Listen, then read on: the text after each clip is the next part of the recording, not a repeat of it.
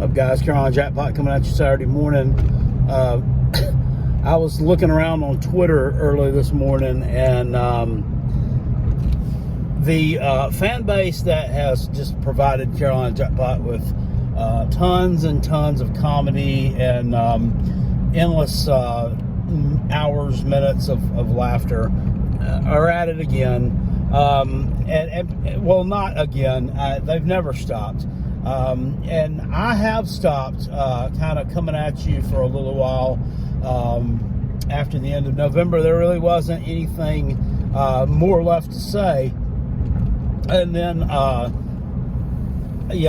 did actually find myself pulling for you in the Orange Bowl against the hated Clemson Taters. But Tennessee, they're back at it again.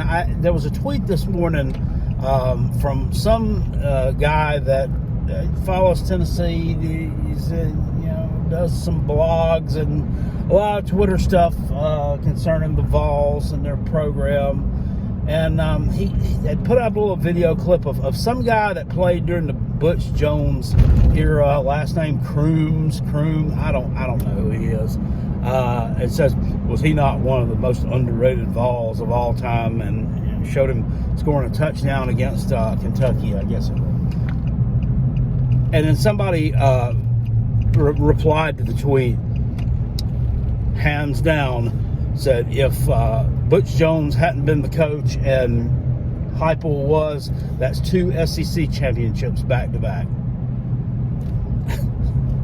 Look at, okay, yeah. First of all, that's retarded on a lot of levels. I get it. You had a talented roster then. However, you're still at the time lacking what you kind of lacking now, and that's defense. And you also crapped the bed in big games under Butch Jones. And I don't think that would have changed a whole lot under a different coach. Was Butch Jones a good recruiter? Yeah. I mean, he got some good players to come to Tennessee.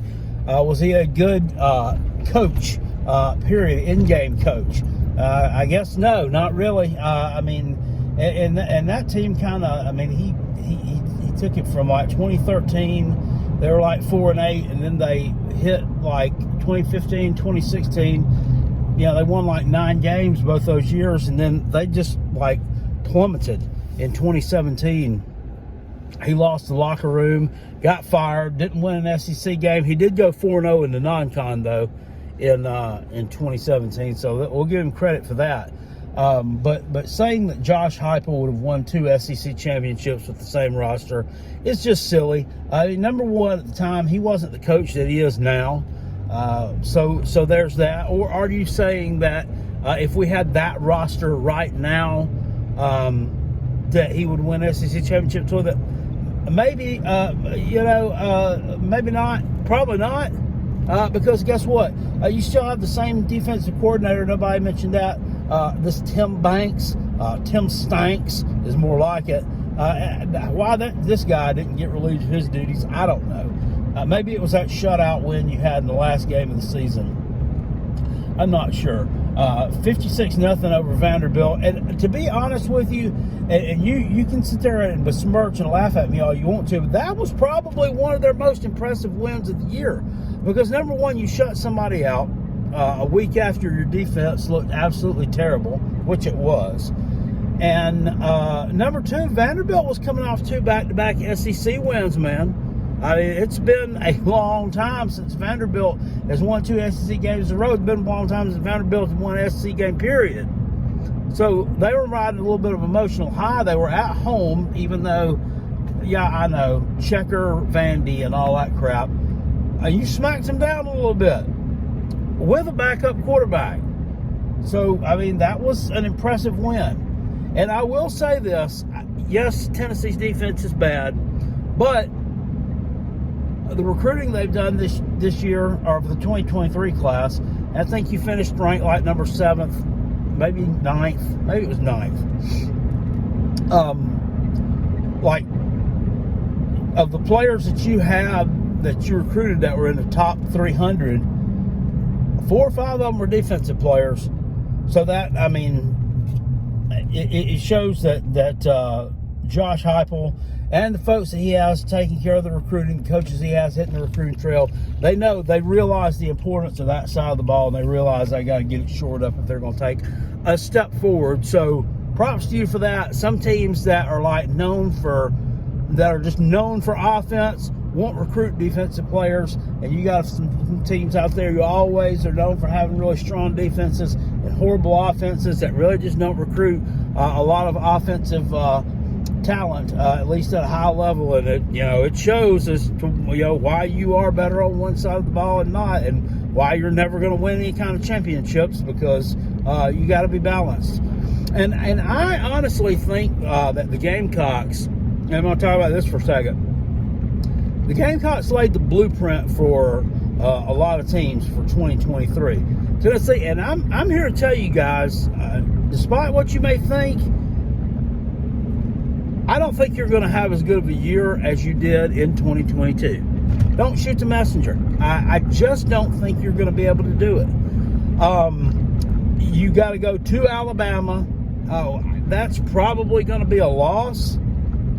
And I mean, I haven't even deep dived into any of these rosters yet. There's really no point to, because you still have some more transfer portal additions that you can do after spring practice.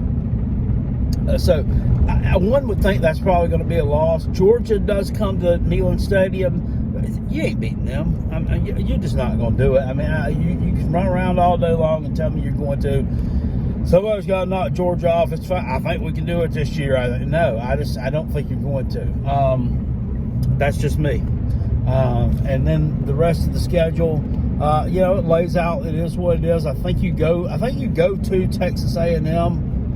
Who knows about that one? I'm going to do some schedule previews on some of these teams. Texas A&M they could surprise some people. I mean, you'll see this from a lot of teams that have down years that will bounce back, and that could definitely happen with them. Not saying that it will, and not predicting that it will, but their record is obviously going to be better than what it was last year. It has to be. So I think you're going to take a little bit of a step back. I don't think that Joe Milton's stats, I don't think there's any way he can be better than what Hendon Hooker was last year. Is it possible? I guess so. But I mean, it'd be the biggest miracle I've seen. I just don't see how he can be any better than what Hooker was, or do any more for you than what he did last year. So and the Gamecocks, getting back to that, they laid out the blueprint for teams. Are the Gamecocks the most talented, or well, let's say, were the 2022 Gamecocks the most talented team out there? No. Were they in the top 30? No. That they were fringe. And this year, going into 2023, you got a lot of people that are putting the Gamecocks in the top 25 because they finished there last year. I got a little bit of trepidation with that. I might place them. I might place them around 30. I would put them out right outside the top 25. They've lost some players defensively. Running back wise, I'm really kind of like, even though Marshawn Lloyd was taffy soft and really didn't impress me a lot, you still lost some other players over there too on that side of the ball. I'm not really sure how that running back room is going to look heading into the season. You got a guy that transferred in that's a 1,500-yard rusher, right? But he's from Newberry College, which is a Division II school. Hard to say how he'll transition to the SEC. I mean, he's going to be playing behind an SEC offensive line. So we'll see. Mizzou had a Division III or a junior college running back or something last year. Guy did really well for him. So I don't think that it's that far of a reach to think that this guy could be effective for South Carolina. But Tennessee need to. I'm not saying that. And this video is not just totally about trashing you, Tennessee. It's not me just getting on here and running my mouth and just bashing you 24/7, bashing your coach. And It's just more of, temper your expectations a little bit. Step back, take a look at your program, take a look at where the weaknesses are. Yes, you are recruiting better defensively, but I don't think that those particular individuals are going to be ready in 2023 to help you, at least not at the beginning of the season. And let's just face it, you need a new defensive coordinator. And why a change there wasn't made, I don't know. This guy, this Tim Banks, I think he coaches the safeties and the cornerbacks. He was a defensive back when he played, and your secondary is atrocious. So with the Gamecocks laying out the blueprint last year for how to beat up on Tennessee a little bit, I think that we might see some other teams do that this year. Unfortunately, Tennessee, you may be in for a few losses that you really weren't expecting. I'm just looking at the SEC East as a whole, and obviously Georgia's heads and shoulders above everybody else. Tennessee's probably, let's pencil them in, let's say they're second best. Okay, let's say you're second best. Still, we'll give you credit there.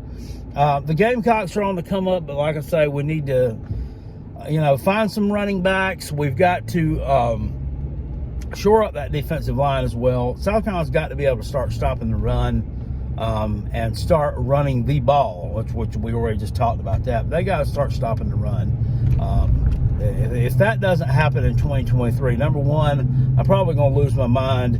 Number two, you're definitely not going to eclipse last year's win total if you don't start running the ball more effectively and stopping it, more importantly.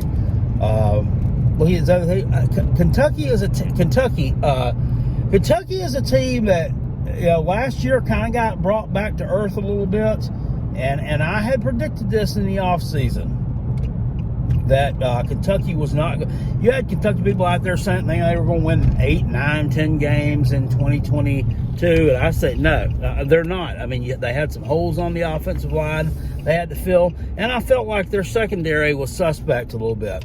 And they started out hot. They were ranked. What did Kentucky get all the way to like number 7? You remember when that happened? It's only been a few months ago, but they were ranked like number 7, and got beat it all. I knew that. I said it's fool's gold. I said it's not gonna last. It ain't gonna last. Lost at Ole Miss. Lost to my Gamecocks. Got destroyed by Tennessee. Lost to Vanderbilt. Should have lost to Mizzou. So this year, I don't think the expectations are going to be very high, but I think that Kentucky actually could be pretty decent this year, and I think they're going to be a lot better than they were last year. Bringing back Liam Cohen, the OC that was there in 2021 when you had a pretty good season, and Will Levis, his draft stock elevated itself in 2021. It didn't really do a lot to elevate itself in 2022. It was 2021. That's where he really emerged as the prospect. That was under Liam Cohen as OC. So the last one, Rich Scangarella or whatever, I don't know, sounds like a dish. I'd get a Italian place over there. He's gone, and then he comes back. Liam Cohen. So I think that Kentucky didn't make a team that could make us play for second or third place in the SEC East. And then you've got Florida. This is all back in the day. I used to talk all the time about Texas A&M and how everybody can make fun of Jimbo Fisher and they can trash talk Texas A&M and they can laugh at them when they're screwing up and how much money they paid this idiot, yada yada yada yada. And I said, but the Gamecock, I can't really make fun of him. I can't. Because we ain't been there yet. We ain't been there. We ain't dipped our wick in that yet. Okay? We ain't beat Jimbo Fisher. We ain't beat Texas A&M. Well, we have now, so I can laugh at him. And it's just like the same thing with Florida and Billy Napier. Everybody's laughing at you. You got destroyed by the Oregon State Beavers in the what was it? The LA Bowl, the Las Vegas Bowl, and kicked a field goal. inside of a minute left to avoid a shutout instead of going for that thing on 4th down and trying to score a touchdown. Pitiful. Not recruiting as well as Dan Mullen was. People transferring all over the place. Don't know who your quarterback's going to be. Well, you do know who your quarterback's going to be. He's not going to be very good. That guy from Wisconsin is... Wisconsin, now Wisconsin may... I don't know how I turned this video in from talking about Tennessee. Now I'm talking about damn Wisconsin. Wisconsin might be, I don't know if you'd call them a sneaky good team this year because Luke Fickell's a good coach. I don't know necessarily. You got like Uncle Lou over there is predicting Wisconsin to win the Big 12 West this year. That's kind of a stretch to me. I don't know if they have the talent quite yet to do that, but I would say definitely in the next couple of years, that's definitely possible, and I would think that'll probably come to fruit. Next year, I'm not so sure about just because they made the coaching change, but it could. It could, and I can definitely see why you could make the case for that. But this guy, this Graham Mertz guy is a pure wet fart quarterback, as much as you can get a wet fart quarterback. Just terrible, just absolutely terrible offensively. I don't know what Graham Mertz is German for, but I think it may be slow, boring white guy. I don't know.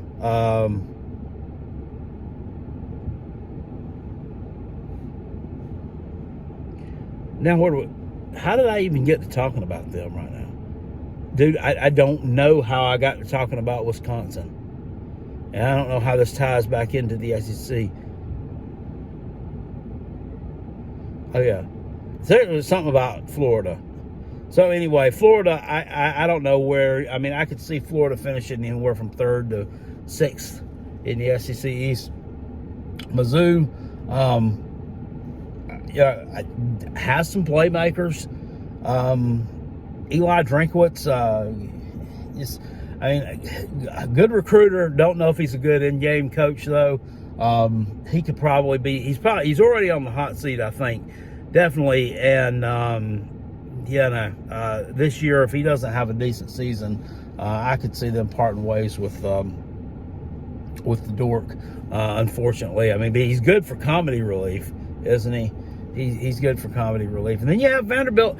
Vanderbilt, a lot better last year than a lot of people thought. I mean, if you had, if you'd have thrown down a ticket in like July of last year on Vanderbilt eclipsing that win total, you should have bet the mortgage on it, man. You would have made a killing on it. Vanderbilt and Georgia Tech, both of them eclipsed their win totals. So this is going to be an interesting season in the SEC East. Somebody hopefully will rise up and knock off Georgia. So, and that's not a shot at Georgia. I'm not saying, God, I can't stand them. I want somebody to beat them. I like competitiveness. And last year, let's just face facts, that it wasn't very competitive. In the SEC East, Mizzou was the most competitive team with Georgia. It was Mizzou. They were the most competitive. They blew out South Carolina, blew out Tennessee, blew out Florida, blew out Vanderbilt, obviously. So, Mizzou, Kentucky probably sit there and say, well, we was competitive with them too. We only lost 16-6. Yeah, but I mean, Mizzou actually had the lead on them by like 12 points at halftime. Georgia's very, very, very fortunate to win that game. They were fortunate that they were able to turn it on at just the right time. And I knew during that game, I knew the whole time Georgia was going to come back and win the sumbitch. I knew they were. But,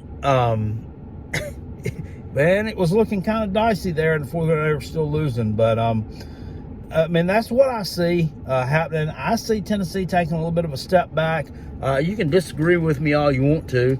You definitely don't have to come over here and watch the videos and agree with my opinion on them. In fact, I mean, we can sit here and argue till the cows come home about why I'm wrong. And hell, I may be. I've never told you a lie, though. Not intentionally, anyway. I may have ended up telling you something that I believed to be the truth that didn't come to pass. But I still never told you a lie.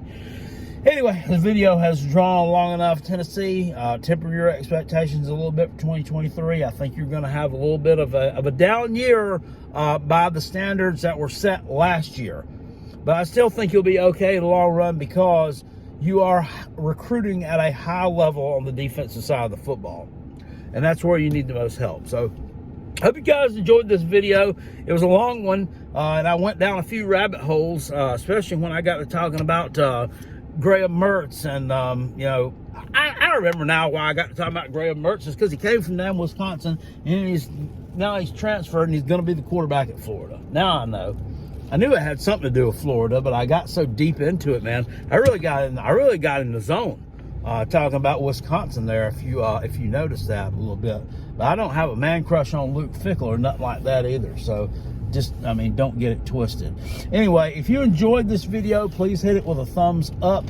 Subscribe to the Carolina Jackpot channel if you are not subscribed already. We have a lot of fun here. We do different type videos. Check out the video I did the other day when I went out and you saw me for about 9 hours. You joined me on my job as a route sales professional for Utz Quality Foods, and we did that. But it's normally college football talk. We do live streams here. Oh, and 95% of the time I show up for those live streams. I will tell you that the past live stream we were going to have on Wednesday night, I laid down probably about 8:15 to take a 30-minute nap before the live stream for the podcast, which starts at night. Excuse me. And I was going to get up about 8:45 to, kind of splash some water on my face, kind of get the old juices flowing. Maybe get in a quick workout before I got started with it, but it didn't happen, and I did not wake up. My podcast partner failed to call me, which if he had called me, he would have woken me up, and I would have gotten on the podcast, but I'm not blaming him for that. I shouldn't have fallen asleep. I should have taken my nap in the recliner, Jackpot's recliner, rather than going down and laying down and taking it into bed, because you lay in the bed, and then your dog gets up there beside you, and like he's covering you up, and it's over. It's done with. You're not getting up. So, yeah, I woke up about, actually, I think my wife tried to wake me up about 9:15, 9:20, and I was like, bruh, I may have yelled at her in some like Neanderthal type voice, and I did not get up for a podcast. So unfortunately, we're going to shoot for that to never happen again. So anyway, I hope you guys enjoyed that. Hit it with a thumbs up. Subscribe to Carolina Jackpot channel. I'll see you guys later. Peace, and I'm out of here. Go Gamecocks, and go Coach Beamer. Oh, and in honor of Nicholas Harbor and his NIL deal with Bojangles, that's where Carolina Jackpot is fixing to go through the drive-through at right now. Bojangles. Get me a Cajun filet biscuit. I'll see y'all later. Peace. I'm out. Go Cox. Woo!